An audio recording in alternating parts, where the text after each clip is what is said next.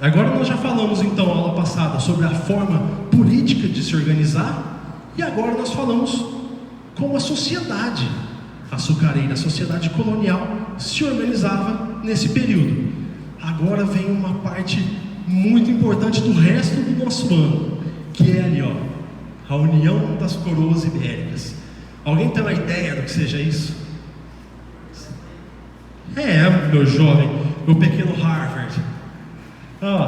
Você olha aqui, nós temos a Península Ibérica, ok? Temos ali a Península Ibérica. Quantos reinos nós temos na Península Ibérica? 2, Portugal e Espanha. Então tá lá, a União das Coroas Ibéricas. Então Portugal e Espanha vão unir as coroas? Tem alguma coisa errada nessa brincadeira, não tem? Os caras não são inimigos mortais, antes mesmo das grandes navegações. Portugal e Espanha têm enormes inimizades. Como que essas duas coroas vão se unir? Tem uma explicação muito maravilhosa para isso. É o seguinte: na época do descobrimento do Brasil, o rei de Portugal era o Dom Manuel I, ok? Depois de Dom Manuel I, assume o seu filho, Dom João III, o colonizador, o cara das capitanias, que a gente falou na aula passada e falou agora há pouco. Depois de Dom João III, quem vem? Dom Sebastião, que era neto do Dom João III. Dom Sebastião, moçada, ele torna-se rei, se eu não me engano, com 3 anos de idade. Alguém tem capacidade de ser rei com 3 anos de idade? Eu com 30 não tenho capacidade de cuidar de uma casa. Imagina de ser rei. Então ele teve um tutor durante o tempo que ele era menino pitoco. Enquanto ele era criança, ele teve um tutor, que foi o seu tio-avô, o cardeal Dom Henrique, o mesmo que está ali embaixo, mas a gente já chega nele. Então, enquanto Dom Sebastião não atingia a maioridade para governar o Império Português, Dom Henrique tratou de fazer isso por ele. Até que Dom Sebastião assume o seu poder no trono português. Só lembrando, ele foi um cara educado pelos jesuítas. Ele tem um pensamento religioso extremamente arraigado no seu modo, no seu conceito de vida. E ele é extremamente belicoso. Consequentemente, se ele foi educado por jesuítas, o que precisa acontecer? Ele cresceu com ódio mortal dos mouros. Quem são os mouros? São os muçulmanos. Mas é que nós temos os chamados muçulmanos, são lá da Península Arábica. Os muçulmanos, os islâmicos do norte da África, são chamados de mouros, ok? Mas são islâmicos. Então, a ideia de Dom Sebastião era combater os mouros e conquistar mais território para Portugal, uma vez que a gente já viu aqui na nossa primeira aula que os mouros invadiram do norte da África, subiram a Península Ibérica, chegaram até na França, e com a Batalha de Poitiers começaram a retroceder, até que em 1492 os mouros foram expulsos de Granada. Após isso, Portugal começou a tentar conquistar o norte da África. Em 1574, Dom Sebastião já envia uma expedição para o Marrocos e obtém grande vitória. Aí é a hora que o cara cresce e ele faz uma nova incursão militar para o norte da África em 1578.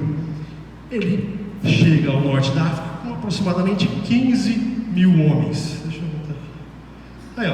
Aí, esse aí é o Dom Sebastião. Por que eu trouxe a foto dele para vocês? Porque assim, o Dom João III era o colonizador, como eu já falei. Sabe como que era aqui o do Dom Sebastião? O desejado. Então lá, lindo e maravilhoso, só que um porém. Ele tinha 24 anos, em 1578, quando ele vai para a batalha no norte da África. Mesmo sendo desejado, ele não tinha uma rainha consorte. Ele não tinha filhos. Já estou contando a história, o final da história para vocês, né? Então vou lá. Dom Sebastião invade o norte da África. Eu trouxe com uma pina, vocês terão uma ideia. Vamos lá, aportam em Tanger, depois pegam uma nova comitiva de navios, vão até Argila. Tá vendo a estrelinha ali, ó? Batalha de Alcácer Quibir. É ali onde o exército, as tropas do Dom Sebastião vão lutar contra o sultão Abd al-Malik.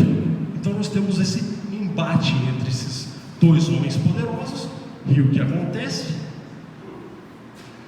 Portugal é dizimada, acabam com o exército português E Dom Sebastião, cadê? Ninguém sabe, ninguém viu. Ué, pô, dá para imaginar o que aconteceu com o cara, né? O cara foi para a guerra, foi para o combate, desapareceu. O que acontece com quem desaparece na guerra? O cara tá morto, né, meu chapa? Então tá lá. Então, Dom Sebastião morre. Mas como eu adiantei para vocês, ele não tinha uma rainha consorte, ele não tinha filhos.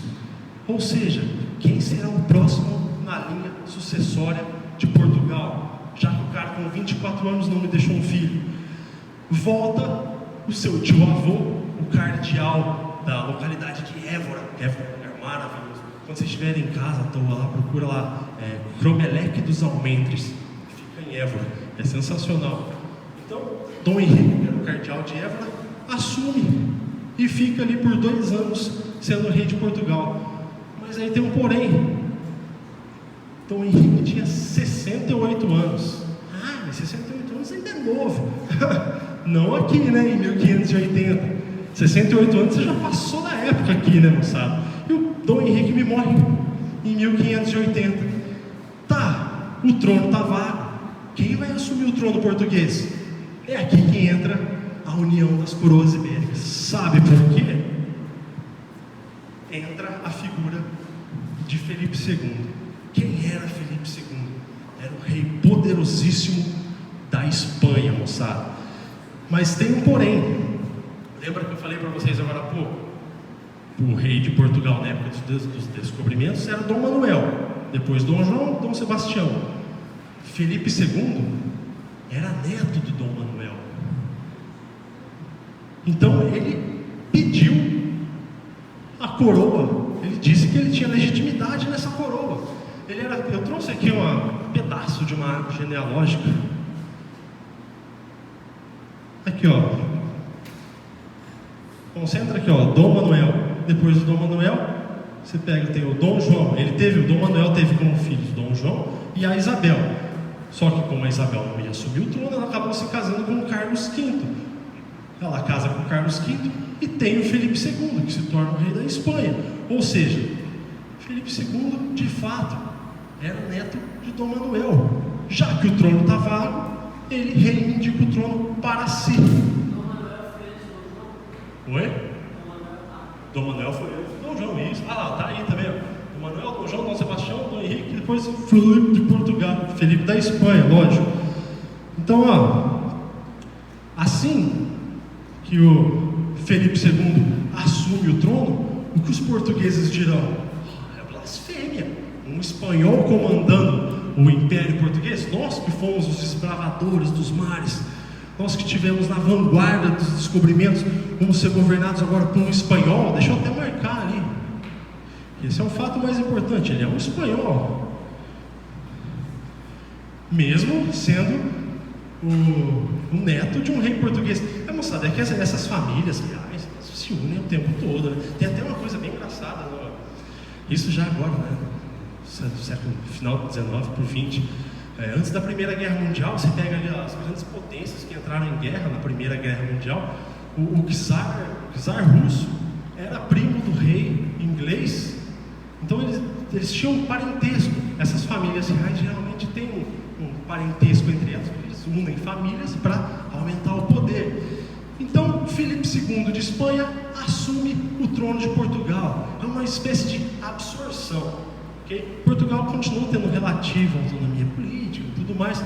Só que agora vem uma parte importante para a gente, que é a questão do Tratado de Tordesilhas. Para que servia essa nhaca do Tratado de Tordesilhas? A gente viu lá na primeira aula, está aqui, ó. Dividiu o mundo a partir de Cabo Verde, 370 léguas.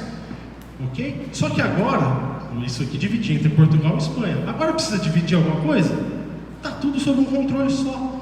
Está tudo sob o controle da Espanha. E esses portugueses empolvorosos, é óbvio, eles não queriam Felipe II tomando conta de Portugal. É aí que surge o mito messiânico, né, do sebastianismo. Vocês já ouviram falar disso? O que seria o sebastianismo? O rei Dom Sebastião morreu no norte da África, em Alcácer Quibir. O trono ficou vago, Felipe assumiu. Só que os portugueses ainda acreditavam que o rei Dom Sebastião voltaria para livrar livrar Portugal das garras dos espanhóis. Moçada, é lógico que ele não ia voltar, né? O cara estava morto. Pô, mas sabe por quanto tempo durou esse sebastianismo, essa crença de que o Dom Sebastião voltaria? Cerca de 300 anos. 13. Não, pior. Já ouviram falar da revolta de Canudos aqui no Brasil? Antônio Conselheiro e tudo mais. A gente vai falar dela lá pra frente. Dentro de Canudos, o Antônio Conselheiro pregava esse sebastianismo. O pobre do Antônio Conselheiro achava que o Dom Sebastião ia voltar, ia aparecer lá, aqui, né, não lá, aqui no interior do Brasil. Né? Não, né, moçada? Então, é apenas um mito, mas que perdurou pelo imaginário, pelo inconsciente português durante séculos, cerca de 300 anos. Então, agora, esse tratado de Tordesilhas não tem mais lógica, né? De 1580 até 1640 fica suspenso. Ou seja, essa linha imaginária que cortava ali não existe mais durante esse período, esses 60 anos, se eu não estou enganado. Então, é o que nas próximas aulas a gente vai ver um sistema chamado Entradas e Bandeiras, que é o desbravamento do interior, dos rincões do Brasil. E os caras vão atravessar o Brasil atrás de metais preciosos, e agora já com uma certa justificativa depois, né? Mas está lá, nós temos o sebastianismo, o motivo de não se ter mais esse tratado de Tordesilhas. Só que agora tem um ponto que é um ponto fundamental para a gente continuar a aula que vem. Dá uma olhada aqui.